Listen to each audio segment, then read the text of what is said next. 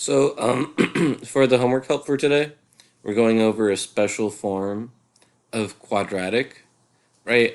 Which is called a difference of squares, right? It's called a difference because it's subtraction, and it's called squares, right? Because this is a square, right? X squared, and you might recognize 16 as a square too, right? Because 4 times 4 is 16, right? Not all numbers are squares, just the ones that have square roots like 1, 4, 9, 25, 36. Right? Those are all of our square numbers, right? So anyways, this is a difference of squares. Right? And just to see how it works, right? Think like what we were doing before. Let's think about how to make it look like the problems that we were doing before, right? The problems before, they usually had, let's see, right? They had an x squared term, an x term, and a number term.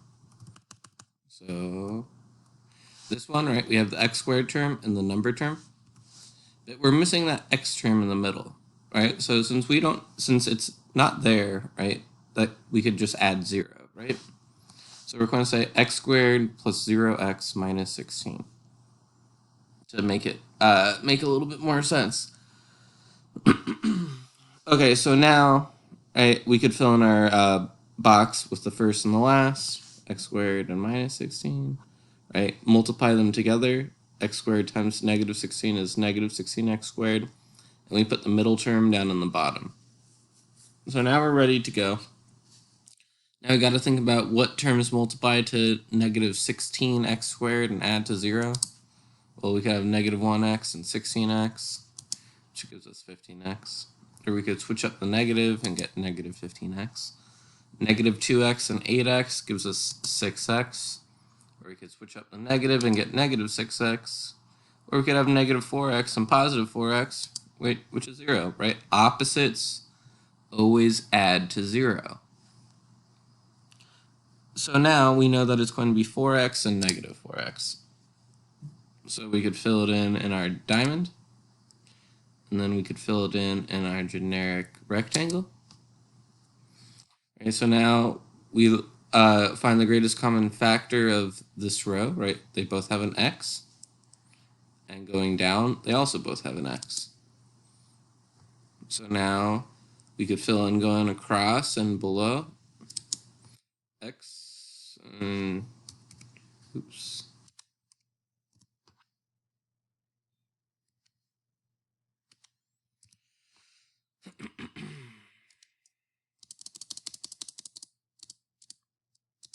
So we have right, x and x. So x times what is 4x?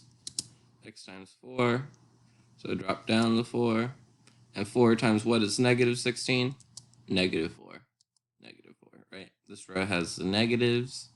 So we want a negative on the outside for the length of it. All right, so now we're good to go. We have our length and our width, right? So we have x plus 4 and x minus 4.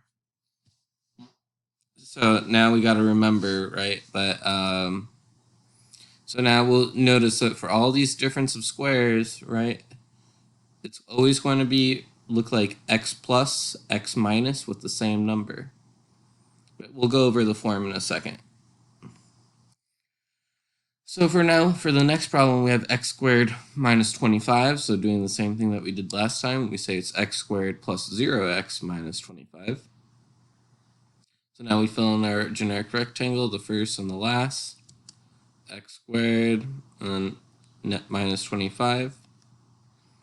And then we multiply them together, right? X squared and minus 25 to get minus 25x squared. And that middle term always goes down in the bottom. So now before we were always thinking about what numbers multiply to negative 25x squared. So right, that's good, but now we have the 0 here too. And now there's only a special type of numbers that add to 0, right? Right, the only numbers that add to 0 are like 1 and negative 1, 2 and negative 2, 3 and negative 3, 4 and negative 4. So now we got to think about, right, what opposites multiply to 25? I multiply to negative 25x squared. right? So we could think about, so first of all, for to be the opposites, right? It has to be like the same numerical value, right? And then the opposites will just make one positive and one negative. So now we have to think, what's the square root of 25? What number times itself is 25? 5, right? So we have negative 5x and positive 5x, right? Because negative 5x plus 5x is 0x. Negative 5x times 5x is negative 25x squared. So it'll always, so whenever we don't have this missing term down here, we could always think it'll just be the square root of this. Make one positive, make one negative. It will be going over another shortcut for the next problem. So now we fill in our generic rectangle. Now going down, right? The only thing that they have in common is an x. Going across, the only thing that they have in common is an x. So now we fill in the x down here. Fill in the x going across. Right. And then what we're going to do is, right, x times what is 5x? X times 5 is 5x. And drop it down. And 5 times what is negative 25? 5 times negative 5 is negative 25. So we drop it across. And we got our length and our width. Oops. And then we got our answers.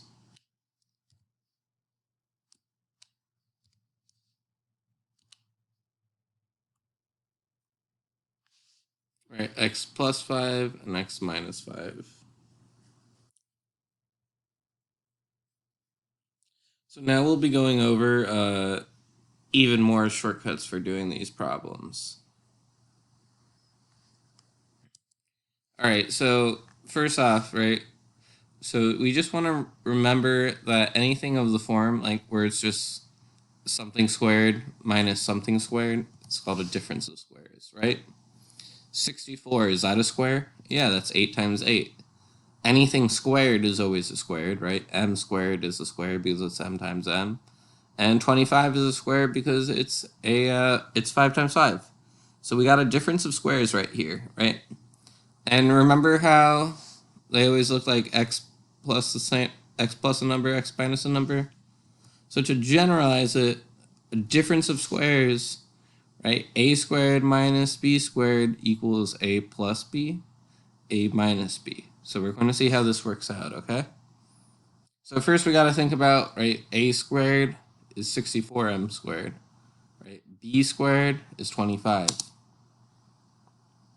So now that tells, we want to figure out what a and b is, right? Because to figure this out. So in order to figure out what a and b is, right, we're just going to have to take the square root of both of these. Right, so we take the square root of a squared to find a. So we have to take the square root of 64m squared. We have to find the square root of b squared to find b. So then we just find the square root of 25. So to figure out the square root, right, the square root of 64, right, what number times itself is 64? 8. And whenever you have a square root of like a variable squared, the square root will just be m, right? The square root of m squared is m. So we have a equals 8m, right? Square root of 25 is 5, because we have 5 times 5 is 25. So now we have our difference of squares, right? A is 8m, b is 5, so it'll be 8m plus 5, 8m minus 5. And we got our answer. So when you're writing this down, you don't have to actually write out difference of squares, right? I'm just writing this out to so that way this term sticks in your head, right? We want to get used to the vocabulary. If I say difference of squares, I hope that you at least kind of know what I'm talking about. So moving on to the next problem, number 4. Right, so let's think, is this a difference of squares? Is 4 a square? Yeah, it's 2 times 2. Right, any variable squared is a squared. Right, is 9 a square? Yeah, it's 3 times 3. Q squared is obviously a square. Right, so we got our difference of squares, right? Where we have a squared minus b squared equals right? The product of a plus b with a minus b. So we got our difference of squares right here. All right, so let's figure out what a and b are. Well, a squared is 4p squared. B squared is 9q squared. So now we just got to take the square root of both of these, right? Take the square root of a squared, and then we take the square root of the other side too. Take the square root of b squared to find b, and then we take the square root of the other side too. Right, so remember the square root of 4, right? What number times itself is 4? Will be 2, and the square root of p squared is p, right? So it'll be 2p. Right, the square root of 9 is 3. The square root of q squared is q. So now we have our a and our b, right? So now all we got to do is we just got to plug it back in here, right? So we're going to replace every a with 2p and every b with 3q. So we have 2p plus 3q, 2p, that's the q. Where is that?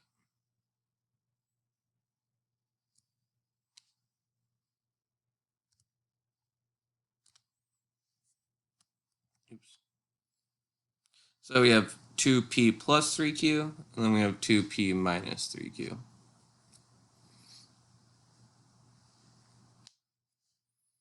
Moving on, I'm going to do one more problem with you guys before you guys have to do the rest. So for this problem, we have 9 x squared y squared minus 49, right? 9 is a square because it's 3 times 3. X squared is a square. Y squared is a square. And 49 is a square too because it's 7 times 7.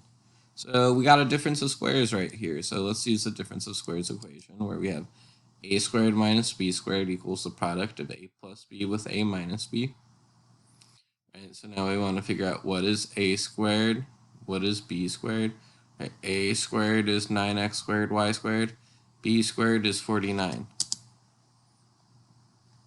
So now, right, we take the square root of a squared to find a, we take the square root of b squared to find b, and then the square root of 9 is 3, square root of x squared is x, square root of y squared is y. So 3x, y. And then here, right, the square root of 49 is just 7. Right, so now we're replacing the a with 3xy and the b with 7. So we have 3xy plus 7 and 3xy minus 7.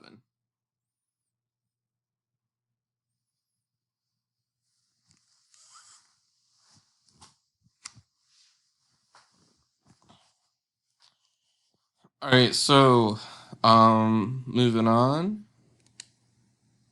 right?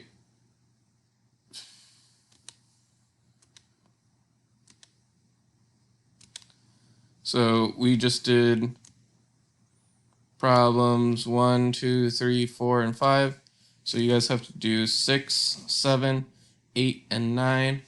And some things to remember is that the square root of any variable squared is always just that variable, right? The square root of x squared was x. When you guys do your homework, the square root of something to the 4th power will be like to the exponent of whatever half of 4 is, right?